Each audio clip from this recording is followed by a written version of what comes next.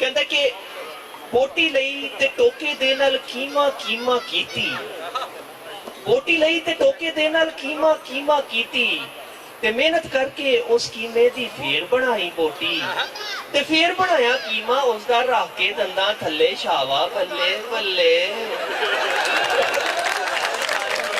फिर बनाया कीमा उसका रख के दंदा थल्ले शावा बल्ले बल्ले। और मैं सालड़ खावा नाले हसा धीमा धीमा, बोटी कीमा कीमा बोटी मुड़ बोटी दा कीमा।